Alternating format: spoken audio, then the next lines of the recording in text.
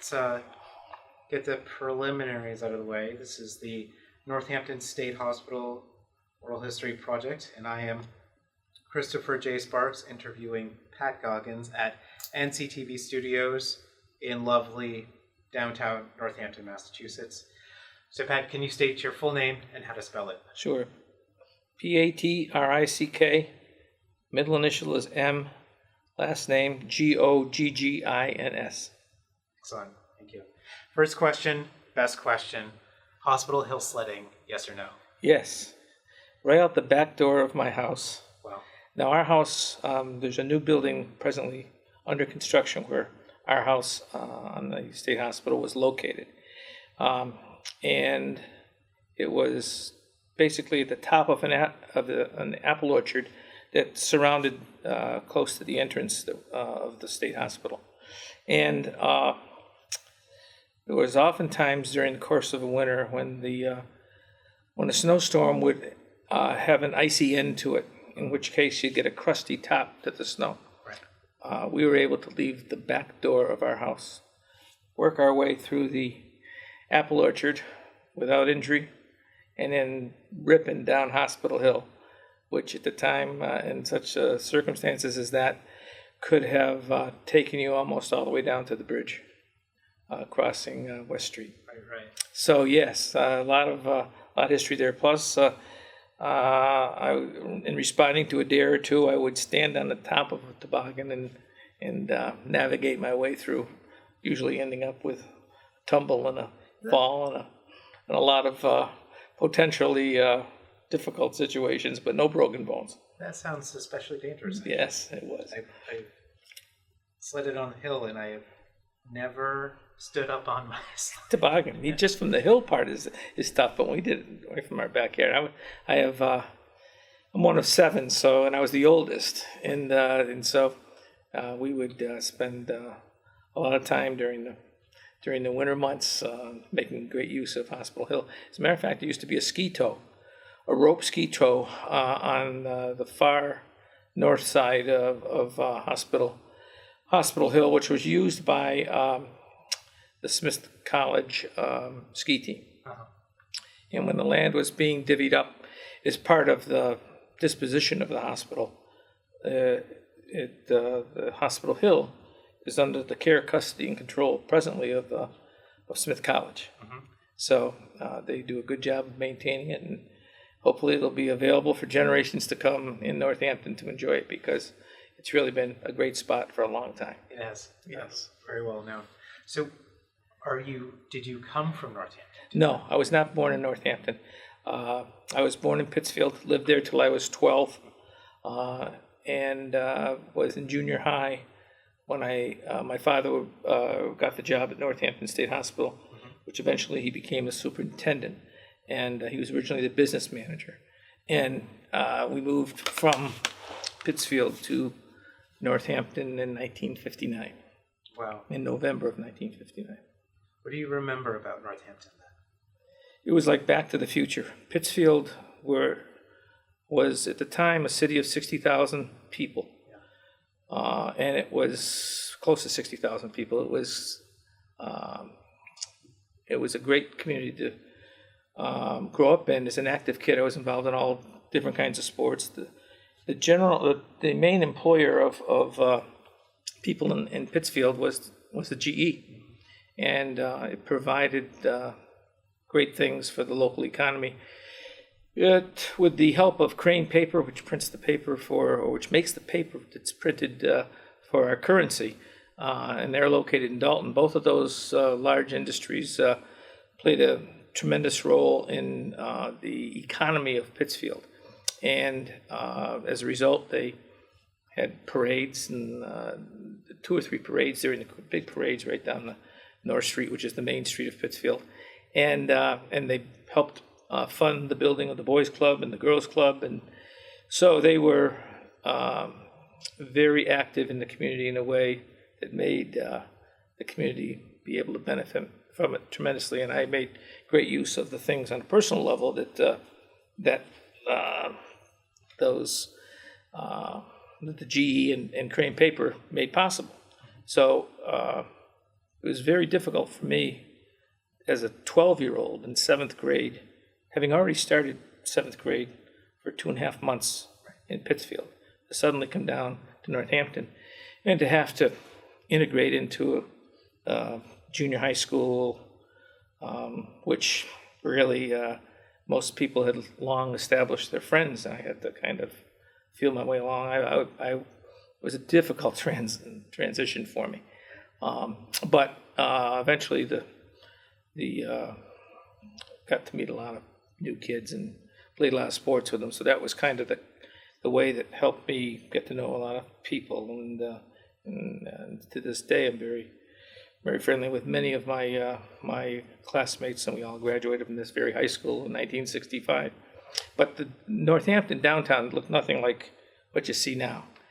It was there was a lot of empty storefronts, and the second and third floors of most of the buildings downtown weren't used at all. The first Saturday that I lived here in Northampton, our family moved here, I walked down Hospital Hill to downtown to the YMCA, which is about the size of this room, and had a pool that was half the size of this room. And it was falling apart. And having left really nice facilities in Pittsfield, that was a challenge to get comfortable with that. But eventually things improved in the city, and actually Pittsfield went the other way. With the problems that the GE encountered in the 70s and 80s with PCBs and everything else, they're 42,000 now. The interesting thing about our population in Northampton is it's maintained. 30,000 in 1959, 30,000 today. So the makeup of the population here in Northampton has changed a lot, and the characteristics of the community have changed as a result. And so I had the benefit of growing up in a community that I really enjoyed and participated in the way a lot of kids participate in the community, and then I was able to be a part of the transformation of Northampton in a lot of different ways to what it is today. So I've been in a good spot in both ends, as it turned out. But those 12 to 15-year-old years are very challenging years for a lot of reasons, and it was like Back to the Future for me. And you didn't just move to Northampton; you moved to the state hospital. That's an interesting story in and of itself, because when my father told us, myself and my 5 siblings at the time, or my 4 siblings at the time, told us that we were going to be moving to Northampton, we said, well, okay, well, what are you going to do, And so, but the response of the kids that I hung around with in Pittsfield was interesting, because really the only thing they knew about Northampton was that's where the Nut House was. That was what it was called. And I'm certainly not using that. I'm just telling the story here.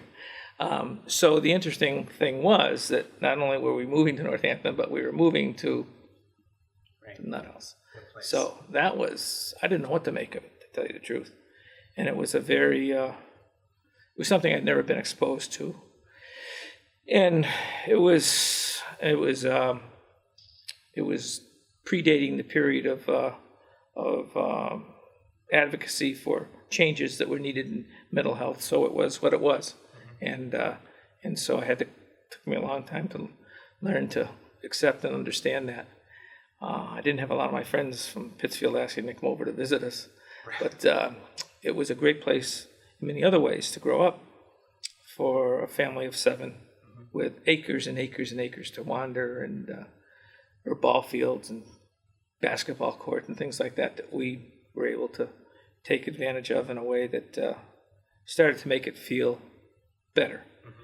And at that period of time in the 60s, it was a facility that was well taken care of exteriorly, but the problems that Steve Schwartz and others identified, and it eventually led to the consent decree in the late 70s, were starting to be identified and noticeable, particularly in terms of the treatment of the patients.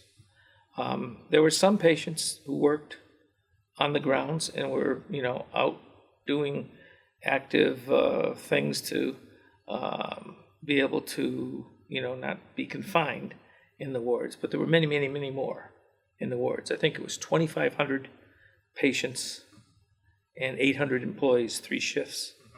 So that's a lot going on.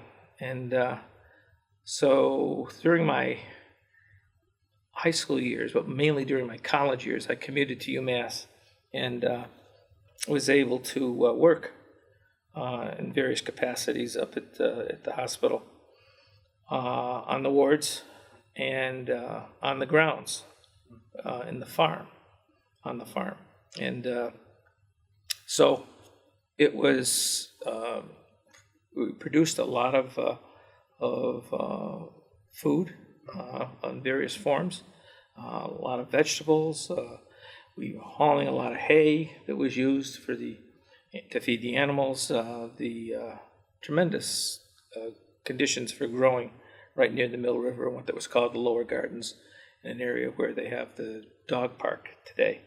But we worked with a lot of the patients, picking the corn, picking the tomatoes, filling up the crates, and then transporting them from the lower gardens to the storehouse, where they were then integrated into the needs of the hospital in the kitchens. And in some cases, I used to have to drive what residual fruit and vegetables were, mostly vegetables, were not going to be used during the growing season. We had to use them at a certain pace, or else you'd be inundated with it, for the Belchertown, to where they made use of it and for their school, because of the 2 state institutions. Right. So it was an interesting place, but the deterioration of the facilities was underway by that time, and a lot of it had to do with the fact that there were no advocates prompting the legislature to fund it properly. So they continued to ratchet down the funding, and without the funding, the preventative maintenance couldn't be done to the buildings and to the wards, and it was a deterioration I was able to observe kind of up close over that 20-year period between when the consent decree was established and from when we moved here. So that entire 20-year period is kind of left a big impression in my mind as to what the connection between proper funding and the human needs that were being neglected at the institution itself. And it was all due to a changing philosophy about the treatment of mentally ill people, and how one should, how a community, how an institution should adapt to the needs of the mentally ill, and that really wasn't happening. There was different evolutions of how treatment was supposed to occur. Everything from shock treatment, back in the old days, and this was the period leading up to when more medications were available. And so, preceding that was this 20-year period that I'm describing, that where things were not good, and the treatment reflected the conditions and the lack of funding. So it finally led to its closure. As I mentioned before, the consent decree occurred in 1978, but it wasn't until 1993 that the last patient left the hospital. And that was a period that I happened to be very involved with, because I held public positions. I was a county commissioner for 10 years during the 1980s, and I was a city councilor in the 90s in Northampton, president of the council and all of that came with this transition occurring, where the community of Northampton had to kind of adjust, because with the alternative to institutional care was community-based care. And community-based care put stress on the community in which was delivering those services to be, in terms of how to handle it and how to find the funding that was going to be needed to turn this new page in mental health care. and it was done. It was a challenging time. It was the emergence of a lot of social service agencies to provide those services, and it took a while for the funding to catch up with the needs. So the transition immediately, when it took place between mid '80s and mid '90s, was complicated for the community, and it created a lot of upheaval. But because of the emergence of social service agencies, and good ones that knew what their role needed to be, that's where the advocacy then came into play, to properly fund them and to make available to the communities those resources to be able to handle those with mental health needs, because that's never going to change. That's always going to be a constant in any community. But it was a direct result of the impact of closing the state hospital that led to this transition in the community itself. And I happened to be, as I say, in public positions at the time, so where elected positions where, we were all part of that process. Right. And it was at a time, incidentally, where the community of Northampton was on a resurgence, and which started in like the early '70s with Fitzwillies, as far as I'm concerned, and a lot of that change in the complexion of the community was in a positive direction, and was bringing a lot of accolades to the community itself. At the same time, the community had social responsibility to be able to understand the impact of a changing community in other ways.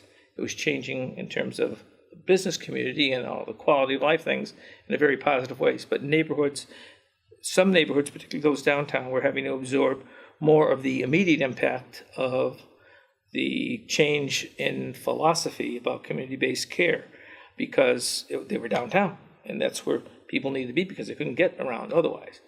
And so that was a little gooey.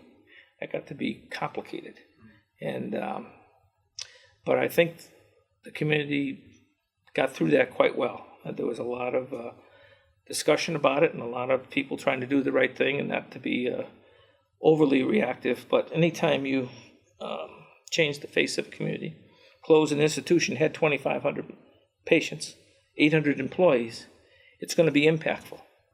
And that impact played out in a lot of different ways. So it's kind of what got us to where we are. Yeah. When I arrived there, I didn't know. I was 12 years old. All I knew is I was moving in a backward direction as far as what I was used to. What would you say is your clearest memory of that time of the state hospital? I thought that my immediate impression was how well maintained the 100 acres, if you will, on the top of the hill was. It was very well cared for. There was people took great pride in it, and that was also as funding started to disappear. That was one of the places where it became quickly obvious. If you look at the VA hospital now, they're undergoing the same thing, and it's a sad thing to see, because it's clearly just a lack of advocacy for proper funding. But the taxpayers paid for the state hospital. They paid for the VA hospital, and it's up to the taxpayers and their representatives to advocate to take care of the property. Absolutely. Just as you would with your own home, and it wasn't happening. Right. So would you say that there was a sense of community that had deteriorated then on hospital health? Well, in 1978, the consent decree immediately caused an awful lot of confusion. There were generations and families of people who had worked at the hospital forever, on the wards, on the grounds, doing all kinds of things. Many of them lived in the immediate hospital area, and so everybody was nervous. I'd see running the people all the time, and everybody, what do you think is going to happen? I didn't know what the heck was going to happen, and my father didn't know what the heck was going to happen. It always, it was all new for everybody, but certainly changes were going to take place. Change is threatening to people when it has the potential to impact on employment. So it was a nervous time, and it was a time that caused an awful lot of people to be negative about a lot of things.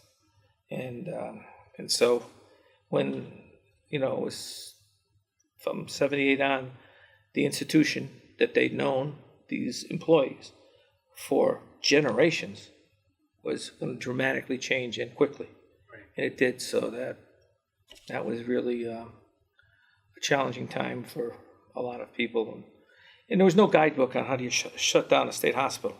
There wasn't anything available that said, well, you do A, B, C, and D. It was mostly the obvious. The funding is in there, you close it up.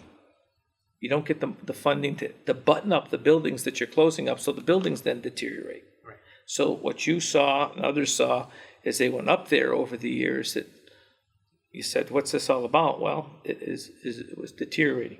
Yeah. The city wrestled with that problem too. There was eventually a referendum on the ballot asking the question as to whether or not the main complex up there, the main building, should be preserved because it had architectural appeal. Mm-hmm. Those who felt that it shouldn't be preserved looked at it from an economic standpoint. The buildings were massive, and they were already well underway. This I believe was in the year 2000 that this referendum took place. They were already well on their way to deterioration, and the cost of bringing them back productively was enormous. And then the question about how would they eventually be used, no one seemed to have an answer to. But the romantic appeal of those buildings and because of the architecture of the buildings, for a lot of people, made them dig in with the idea of them coming down. And it finally passed a local referendum posing the question, should they be torn down or should they not be torn down? And that was at that point that the city was able to become much more aggressive about trying to turn that facility into an economic engine and to provide, to somehow offset what had been lost by the closure and the fact that it was a good chunk of our local economy. So an enormous amount of thought and discussion went into what the future might hold for the hospital, with input coming over a period of 15 years from many directions. It was an active project even before it began in terms of the city, because everyone had different thoughts on how the property should be made useful and what it might do to become, once again, a productive economic engine. And so all this conversation took place in a community that was also confused by whether the buildings had any value in and of themselves. So that was kind of a sidetrack to the end result, but it had to be done. The community had to be satisfied. The discussion took place, debate, disagreement, and finally a vote. And once that vote was in hand, then the project was basically looked at as something that hopefully someone would want to tackle. Interestingly enough, no private developers wanted to touch it because it had significant environmental concerns that were going to be, the cost of which, the remediation of which was going to be put off on the developers. And it had serious problems from an infrastructure standpoint because it was built in the late 1800s. So in addition to that, the environmental concerns started with a power plant at the bottom of Hospital Hill off on Earl Street that was a coal plant, which sent high-pressure steam all throughout the institution, underground pipes and tunnels and things like that. The tunnels in and of themselves were loaded with asbestos. When I worked in the kitchen, I used to have to transport food from the kitchen through the tunnels to the various places, to the various buildings in the campus. Like on the main campus, or do you mean down through the large tunnel across 66 to G building? No, that the main campus itself, the campus up on the hill, the main building complex, and so that was spooky. And the little varmints running along with you in the tunnels. Oh yeah, it was it was just something that the low person on the totem pole got to do. And so we had all these tunnels and loaded with asbestos, and so there was a lot of problems up there. So no private developer, and everyone had a chance to look at the RFP, a request for proposal, and they all said, "Are you kidding me? I'm not gonna. Where's that money gonna come from?" So finally, with the help of State Senator Stan Rosenberg and eventually Peter Kokot,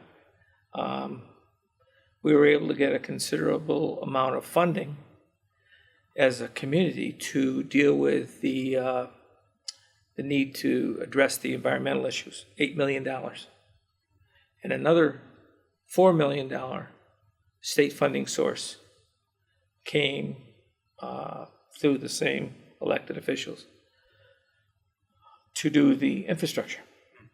So it then became something that had only to deal with the local economy and the ability to eventually absorb the kind of development that one would need to see happen up there. And so it still didn't appeal to any private developers. And it was finally the community builders, a national affordable housing corporation, fell on the sword and became the first developer. Their specialty was housing. This was a project that was designed, that the city eventually designed, that had many other elements to it in addition to residential. So while they were very accomplished in the residential end, they found the commercial and industrial end of what they were hoping to have up there, the city was hoping to have up there, challenging. So eventually they wanted out. They put the first housing subdivision up on Route 66, and that was really quite successful, and that was their bailiwick. That was the kind of thing they could feel very capable of handling. It's called Ice Pond Drive, and that's always been a nice example of how you can blend market and affordable housing together. And they felt quite proud that was accomplished. But at that point, I have to back up here because I think Bill Nagel was still a state rep at the time. But Nagel and Rosenberg at that point were interceded, and that's when Mass Development, which was a quasi-state agency, to help provide economic benefit and stimulus to various communities within the Commonwealth, became the developer. So, and they're still the developer.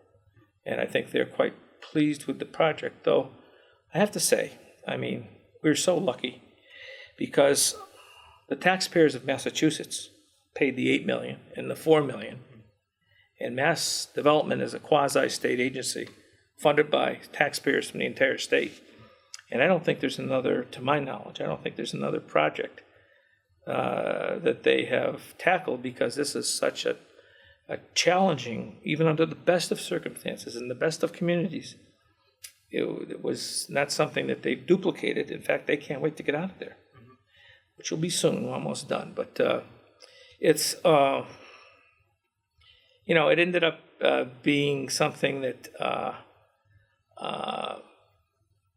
I think the conventional wisdom at the time in the legislature was, we've got 13 of these scattered throughout state hospitals, scattered throughout the state. If we make this one work, they're all going to benefit from it, all the communities will. Well, what they found to make it work was it took a lot of money. It wasn't coming from the private sector. So if it was going to work, it was going to come from the taxpayers. And it gets tougher to justify that when there's no way that you can add all the lots and all the land and all the parcels that have been sold, and I've been involved in all of them. You can add them all up. You don't even scratch the surface in terms of what the property sells for. You don't even scratch the surface against what has been spent up there. So if the state had experience with another state hospital prior to Northampton State Hospital being developed into the campus that it is now, we'd never have it because it doesn't make economic sense. It can't.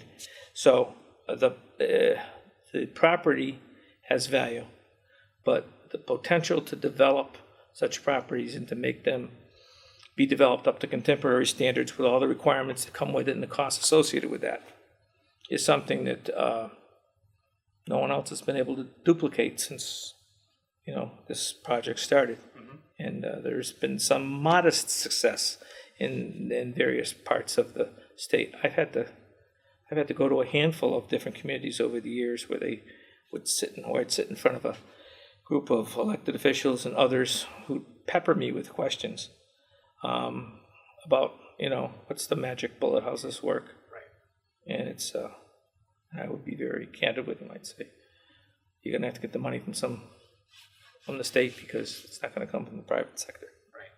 So that's just, so we were lucky. We're a lucky community. It turned out to be certainly an economic engine. I think that most people who look at it consider it a success. Many people in my presence have said, I always thought this was going to be a success. And I'm thinking, yeah, right. I know the conversation that went on prior to that. So I don't think there was as much support. It's easy to look back and say, oh, this is such a beautiful, how could you miss, right? Yeah. It's, it was hard. I mean, I bought the first house that was built up there. The Wright builders built the first house. They got the first developable chunk of property to develop, and I was going to handle it for them.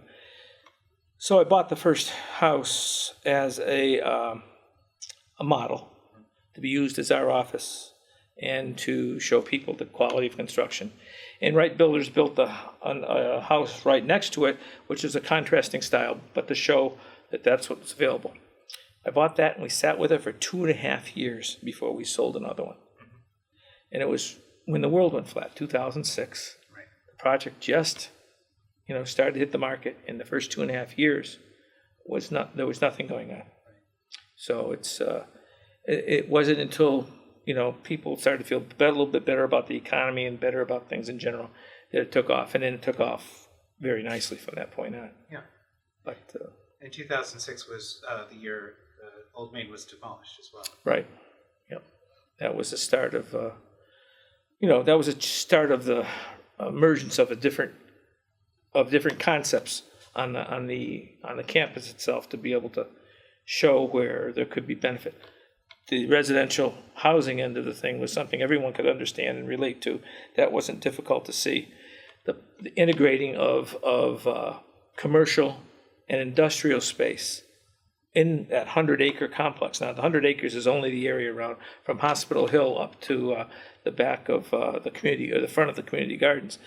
There's 500 acres beyond that going out west toward Route 66 and Birds Pit Road, which is never going to be developed. That's all with conservation restrictions. Some of it owned by the state, some of it is a jail, some of it is owned by the recreation department, some of it is owned by Smith School, and so there's all of that property that's never going to have any other use than what you see there now.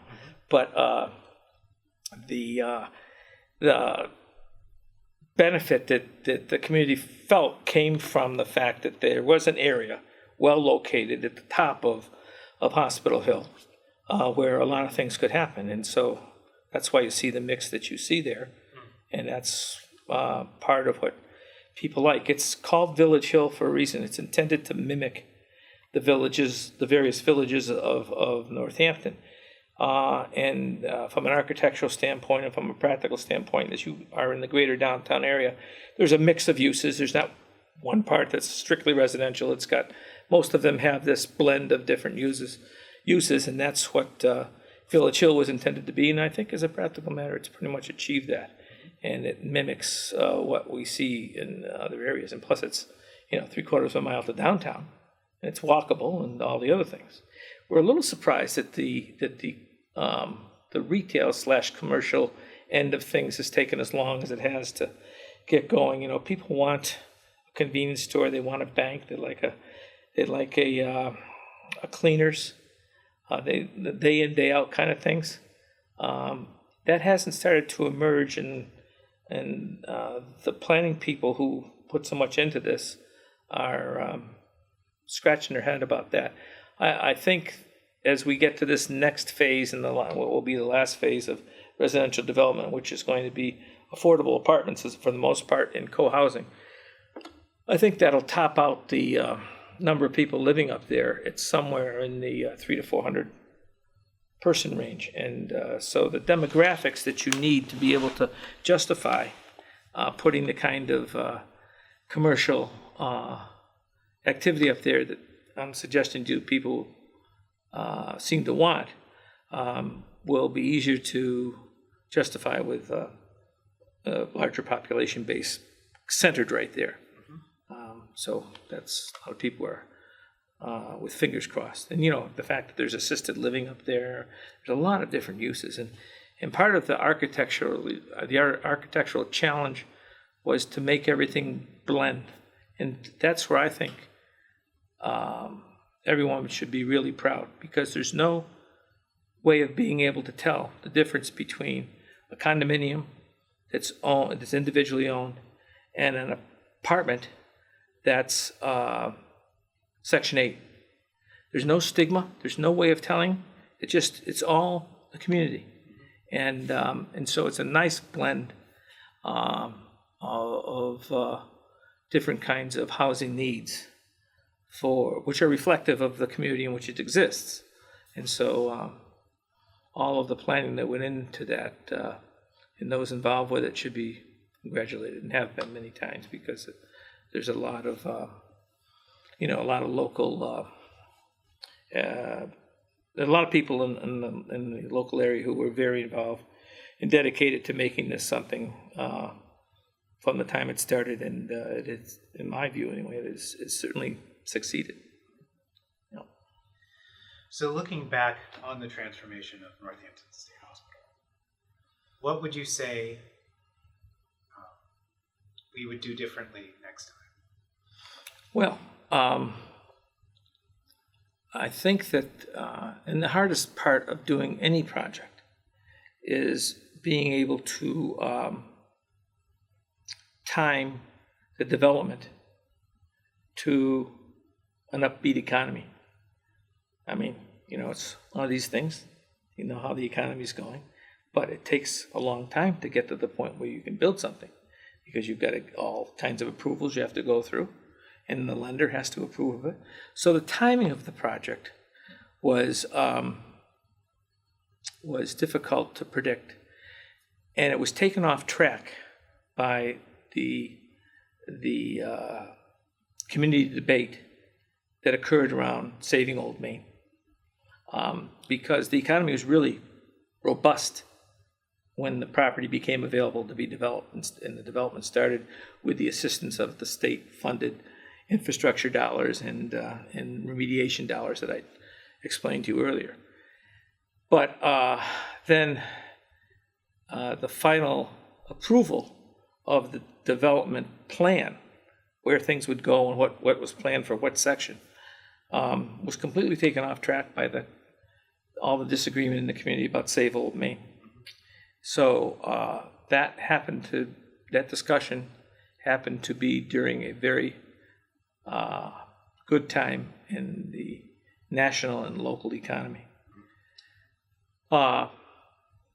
So then that battle is fought. The referendum takes place. The vote is in. Then the development starts. And in 2005, the world went flat economically.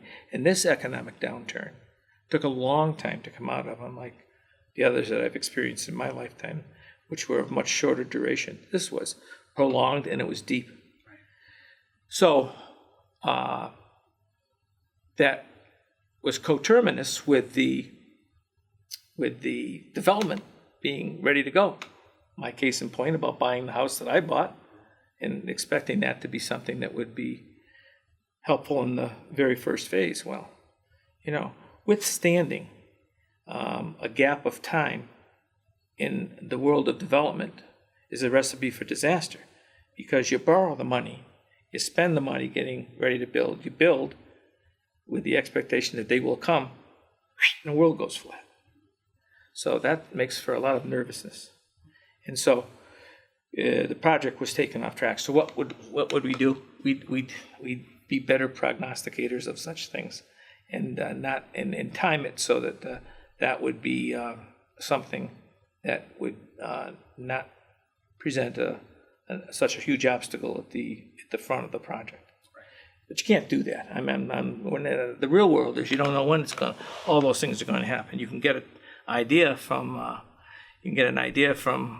what you read and see with your own two eyes, but the real impact of it needs to be felt. And if it's felt, then you're already into it.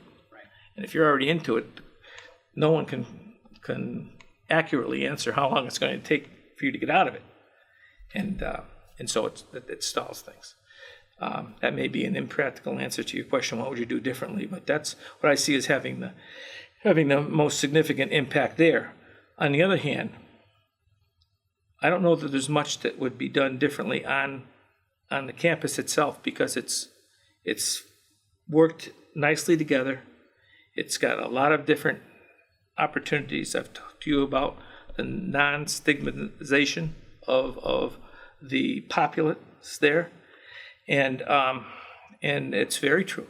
And so when you do that kind of planning, you're doing it with fingers crossed too, but it turned out very well. So I think the community has benefited from it. And and it's not just those in the community like myself who are so close to it, but I've had to bring, over the years, I've been like a tour guide up there, because everybody comes into the mayor's office, they send them my way and they say, I want you to see if you can give these people a tour. Well, I judge by people's reaction to what I'm explaining as to whether or not it is a success. And it's clearly a success. And all those people who I know, or have known for a long time, who come up there and see it, who said to me, oh, Pat, I always knew that was going to be successful. I say, yeah, sure, okay. But here it is. And it's an example of a community doing its homework well. And that it wasn't always done with agreement. I know when I was on the city council, and a lot of this discussion was taking place, there was wide opinion as to whether this should be done or that should be done, or how it should be done. No one had anything other than their gut giving them that reaction, because as I said, there was no guidebook on how to handle the transformation of a state hospital into a residential and commercial development.